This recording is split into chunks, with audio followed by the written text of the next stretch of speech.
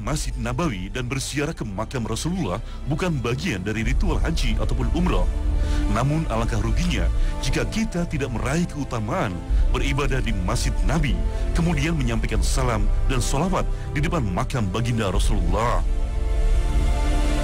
Keindahan arsitektur dan kemegahan Masjid Nabawi membuat kami terpesona. Namun kami tidak ingin larut dan memilih bergegas meraih banyak pahala beribadah di dalamnya. Rasulullah bersabda, tidak diikat bekal kecuali untuk mengunjungi 3 masjid, yaitu Masjidil Haram, masjidku di Madinah, dan Masjidil Aqsa. Hadis riwayat Bukhari Muslim. Begitu pula saat kami berada di Raudhah dan makam Nabi. Setiap ziarah memiliki pengalaman batin yang berbeda, seolah-olah telah terpanggil sebagai penghuni surga. Karena inilah taman di antara taman-taman surga yang pada hari kiamat akan terbebas dari kehancuran. Demikian perintah Allah, dan barang siapa mengagungkan apa-apa yang terhormat di sisi Allah, maka itu adalah lebih baik di sisi Tuhannya. Quran Surat Al-Hajj ayat 30. Saat kami mengucapkan salam dan sholawat di depan makam Rasulullah, tidak ada lagi yang kami rasakan kecuali rasa cinta dan rindu yang bercampur dengan keteguhan iman untuk mengikuti jejak sunnahnya. Makam Nabi sudah berusia 14 abad, begitu pula makam para syuhada, baik di pemakaman Baqi atau Uhud. Usia mereka di alam barzah jauh lebih lama dibandingkan usia hidupnya di dunia. Inilah yang membuat kami tersadar dan sejatinya pelajaran yang mesti kita ambil. Rasulullah SAW bersabda, ziarahilah kubur, karena hal itu dapat mengingatkan kalian pada akhirat. Hadis riwayat Ibnu Majah.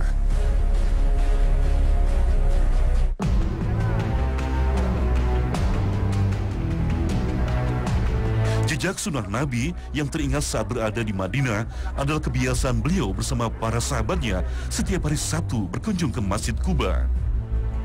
Inilah masjid pertama yang didirikan oleh Nabi pada saat hijrah sebelum memasuki Yathrib dan diganti namanya menjadi Madinah. Rasulullah berhenti di Quba dan memilih suatu tempat untuk membangun masjid. Wahai penduduk Quba, ambillah aku batu dari tanah tidak berpasir ini. Orang-orang pun berlomba mengambil batu demi menyenangkan Nabi. Beliau berdiri di tempat ini, membuat garis arah kiblat, lalu mengambil batu untuk fondasi masjid. Kami bukan penduduk Quba, tapi begitu bahagia rasanya telah dimuliakan oleh Rasulullah dengan sebuah masjid. Masjid Quba selalu diziarahi oleh jemaah haji dan umrah. Karena Rasulullah pernah bersabda, barang siapa bersuci di rumahnya, kemudian mendatangi Masjid Quba, lalu ia sholat di dalamnya, maka baginya pahala seperti pahala umroh. Hadis riwayat Tirmizi dan Ibnu Majah. Karena itulah kami pun tidak menyia-nyiakan untuk mendapat pahala umroh. Masjid yang berada sekitar 5 km di sebelah tenggara kota Madinah ini selalu dipadati jemaah karena ingin meraih keutamaan beribadah.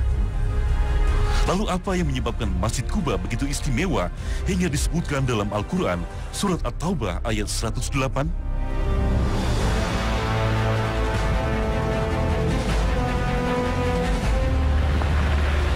Alhamdulillah, sahabat yang dicintai Allah Subhanahu wa Ta'ala, saat ini kita sedang berada di Masjid Quba, ya.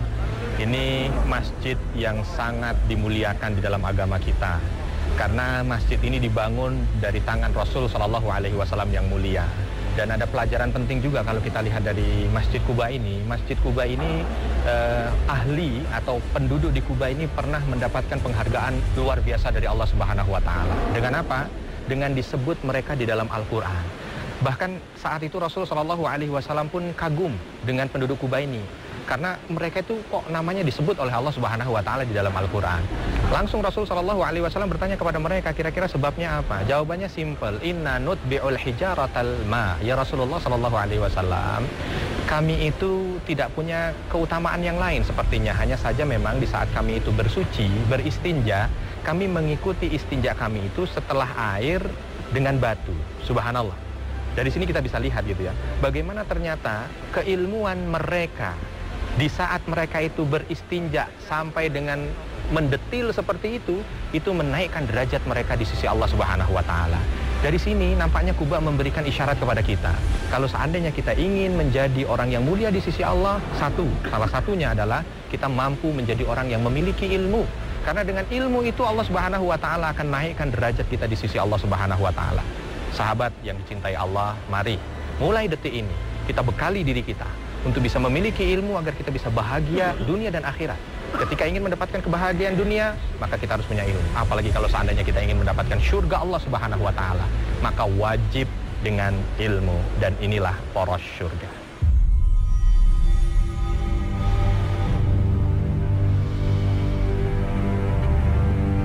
Inilah pentingnya ilmu dalam mengarungi hidup untuk meraih kebahagiaan di dunia dan akhirat. Ketika kami menjalankan ibadah umroh, tidak sekedar menjalankan ritual, kami juga harus mengenal kisah di balik jejak perjuangan Nabi. Misalnya saat kami berada di hadapan sebuah bukit yang dikelilingi Gunung Uhud. Bukit yang ramai dikunjungi jamaah umroh ini tidak terlalu tinggi, sekitar 1000 meter lebih, dan lebih dikenal sebagai nama Jabal Rumat. Di bukit inilah Rasulullah memerintahkan pasukan pemanah yang dikomandai Zubair bin Awam untuk menjadi pasukan pelindung. Lindungi kami dengan anak panah agar musuh tidak menyerang kami dari arah belakang. Begitu perintah Rasulullah. Rasulullah juga berpesan agar pasukan pemanah ini tidak meninggalkan bukit apapun yang terjadi, apakah pasukan muslim dalam keadaan terdesak atau meraih kemenangan. Namun karena melanggar perintah Rasulullah, pasukan muslim yang awalnya berhasil memukul mundur pasukan kafir Quraisy kemudian berbalik setelah diserang oleh pasukan Khalid bin Walid dari belakang. Pasukan muslim akhirnya mengalami kekalahan dalam perang Uhud. Sahabat yang dicintai Allah Subhanahu wa Ta'ala, saat ini saya berada di lembah Uhud ya. Di tempat inilah terjadi peperangan Uhud pada tahun 3 Hijriah. Gunung Uhud menjulang di sana.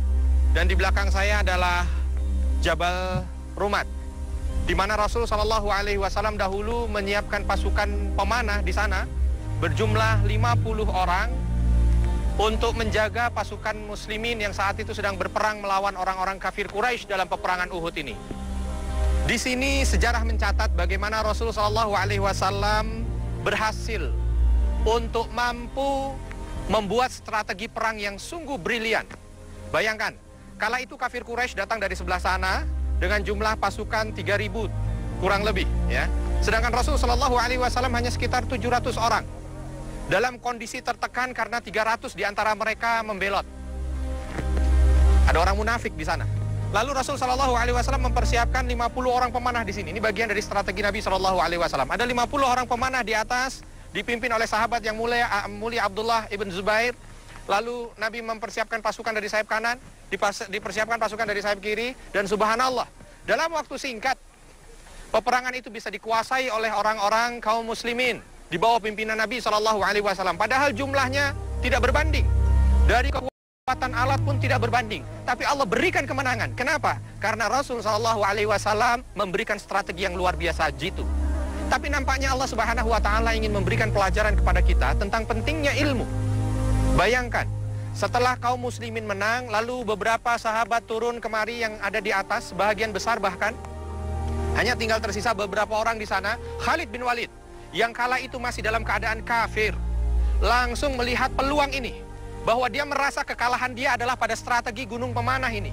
Dia segera berputar dan menguasai gunung pemanah dari balik bukit. Dan ternyata subhanallah, strategi itu dengan ilmu kecerdasan perang yang dimiliki oleh Khalid bin Walid bisa merubah keadaan. Kafir Quraisy yang tinggal sedetik lagi, selangkah lagi mengalami kekalahan, Allah rubah, mereka bisa mendapatkan kemenangan. Dari sini, kalau kita lihat dalam surah Az-Zumar, Allah Subhanahu wa Ta'ala ingin menegaskan, hal yastawil ladzina ya'lamuna wal ladzina la ya'lamun? Apakah sama orang yang punya ilmu dengan orang yang tidak punya ilmu? Artinya, ketika seseorang itu ingin mendapatkan sebuah kesuksesan, syaratnya salah satunya adalah ilmu. Dan ketika orang punya ilmu, dia akan diberikan kemenangan dan kesuksesan. Tidak peduli dia muslim, kafir, apapun, ketika dia memiliki syarat ini, maka Allah akan berikan. Tapi alangkah luar biasanya ketika seorang mukmin berilmu, maka dia akan memadukan dua hal, iman dan ilmu. Inilah yang Allah Subhanahu wa Ta'ala sebutkan dalam surah Al-Mujadalah. Orang yang seperti ini akan Allah naikkan derajatnya beberapa derajat dibandingkan dengan yang lain. Subhanallah. Dari sini kita bisa lihat Uhud menjadi saksi bahwa ketika seorang beriman lalu diikuti dengan ilmu seperti Nabi Shallallahu Alaihi Wasallam di strategi perang awalnya, disitulah dia akan mendapatkan kesuksesan dunia dan akhirat. Akan tetapi kalau seandainya seorang beriman tidak diikuti dengan ilmu, maka ditakutkan itu yang akan menjerumuskan dia dalam lubang kegagalan dunia dan akhirat. Itulah sebabnya juga mengapa ilmu menjadi syarat utama ketika orang itu beribadah. Karena dengan ilmu itu akan menghantarkan dia kepada kebaikan yang luar biasa di dunia dan di akhirat. Dan inilah poros syurga.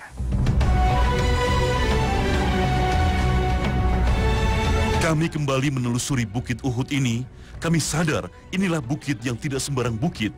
Jabal Uhud begitu diistimewakan oleh Rasulullah SAW karena salah satu bukit yang berada di surga. Dalam hadis lain, Rasulullah pernah bersabda, sesungguhnya Gunung Uhud adalah salah satu gunung yang mencintai kami dan kami juga mencintainya. Hadis riwayat Bukhari Muslim. Rasulullah SAW biasa mendaki Gunung Uhud bersama para sahabatnya, Abu Bakar, Umar bin Khattab, dan Utsman bin Affan. Menurut sebuah riwayat, saat mereka berada di atasnya, tiba-tiba gunung bergetar. Lalu Rasulullah menghentakkan kakinya dan bersabda, "Tenanglah kamu Uhud, di atasmu sekarang ada Rasulullah dan orang yang selalu membenarkannya, dan 2 orang yang akan mati syahid." Disinilah Rasulullah pernah menginjakkan kakinya, sebagaimana kaki kami berada di sini.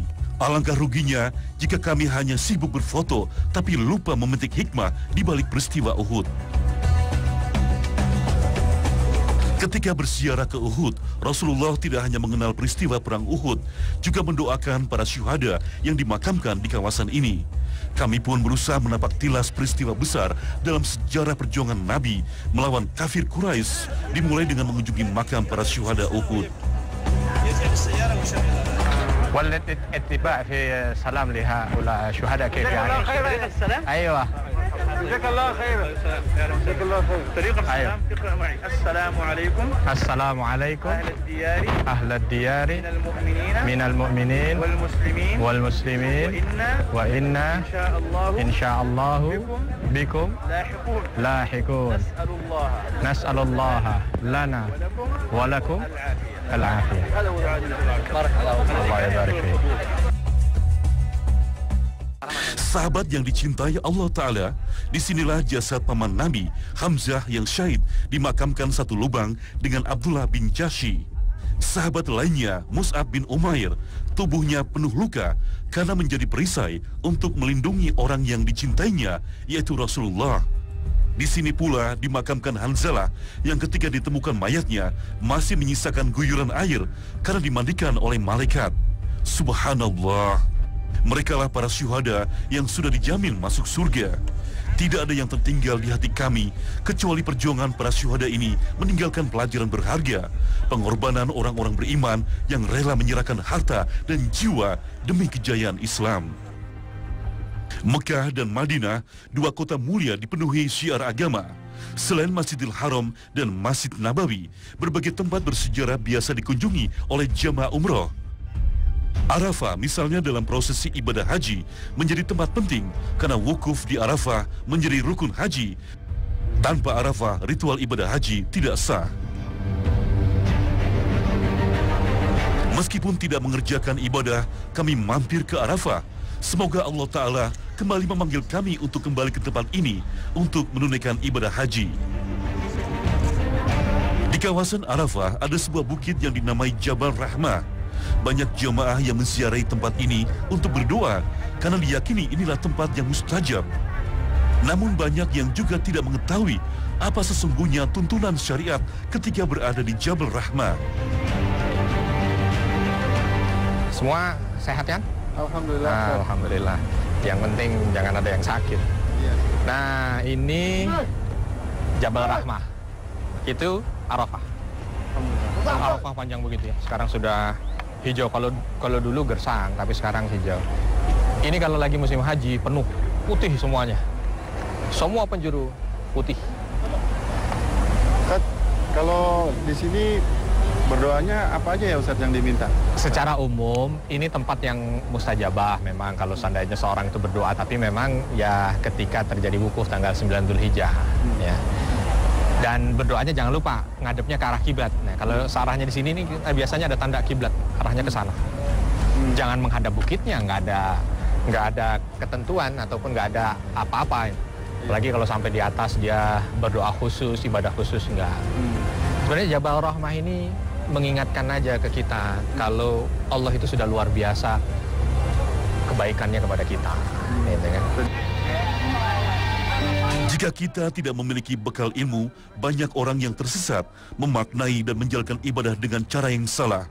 Wukuf di Arafah merupakan hari pengampunan dari dosa-dosa kita. Orang yang dosanya besar adalah orang yang wukuf di Arafah, kemudian meragukan pengampunan Allah Ta'ala. Pada hari ini pula, seperti dijelaskan dalam hadis Qudsi, kalaupun dosa-dosa mereka sebanyak bilangan pasir, atau sebanyak tetesan hujan, atau sebanyak butir di lautan, pastilah aku akan mengampuninya. Pada hari Arafah akan tersingkap persaksian kita yang dahulu kita katakan di alam ruh. Dan inilah saatnya kita luruskan kembali tauhid kita. La ilaha illallah wahdahu la syarikalah. Tiada Tuhan kecuali Allah semata yang tiada sekutu baginya. Sahabat yang dicintai Allah Subhanahu wa Ta'ala, saat ini saya berada di lokasi Padang Arafah. Di belakang saya ada Jabal Rahmah. Ya. Kalau seandainya musim haji, di sini akan sangat padat sekali. Terlihat putih di mana-mana. Luar biasa. Jamaah haji melaksanakan ibadah wukuf. Kalau kita lihat padang ini, Allah Subhanahu wa Ta'ala beri nama Arafah. Kalau kita lihat dari segi namanya Arafah ya. Kalau bahasa Arab itu dari Ain, Ra, dan Fa. Artinya mengetahui, memahami, mengerti. Allah Subhanahu wa Ta'ala memberikan isyarat kepada kita bahwa padang Arafah ini adalah satu simbol bagaimana Allah menginginkan hambanya berdiam diri beberapa waktu untuk memahami tentang siapa Tuhannya.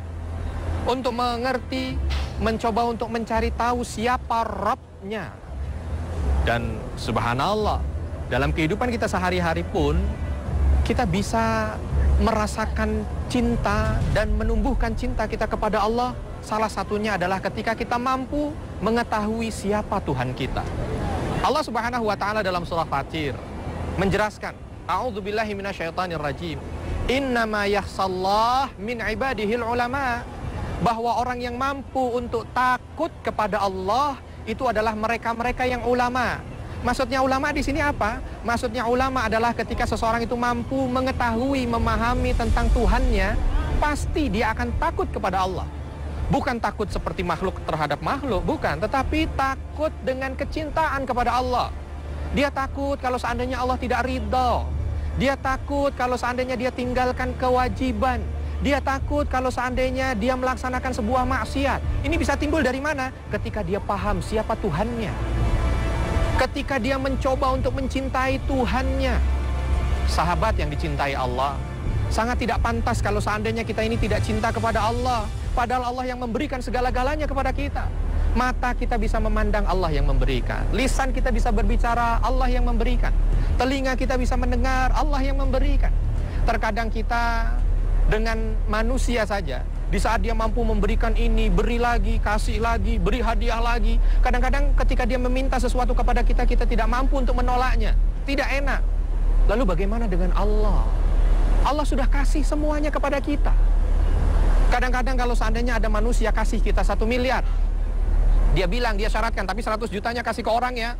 Kita mampu untuk memberikan itu, siap, 100 juta akan saya kasihkan ke orang. Terkadang Allah sudah berikan harta luar biasa kepada kita, hanya sekedar untuk diminta 2,5% susah. Sahabat yang dicintai Allah, mari kita melihat. Wa fi anfusikum, dalam diri kalian, Allah mengatakan begitu. Apakah kalian tidak mencoba untuk memahami betapa besarnya nikmat Allah yang sudah ada pada diri kita? Di saat kita melihat itu, subhanallah, tidak ada kata lain kecuali saat itu kita akan mencintai Rabb kita, Allah Subhanahu wa Ta'ala. Dan inilah poros syurga.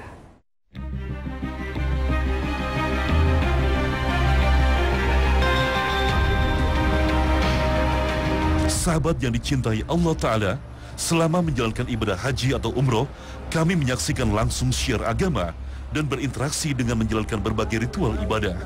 Kami merasakan syiar itu mendekatkan kami pada Allah Azza wa Jalla. Perjalanan spiritual yang mendidik jiwa kami dan akhlak kami. Untuk menempuh pengembaraan spiritual, kami tidak perlu mengasingkan diri seperti yang dilakukan oleh para rahib. Kami cukup menjalankan ibadah umroh dan haji, tapi kami khawatir merasakan keimanan ini hanya ketika kami berada di tanah haram. Selepas dari ibadah ini, tidak ada lagi bekas yang mewarnai kehidupan kami. Ya Allah, kuatkanlah tekad kami untuk selalu tunduk patuh pada syariat-Mu dan mengikuti sunnah yang diajarkan oleh Rasulullah. Ya Allah, tolonglah kami untuk mampu melawan musuh-musuh-Mu yang telah merusak agama tauhid ini.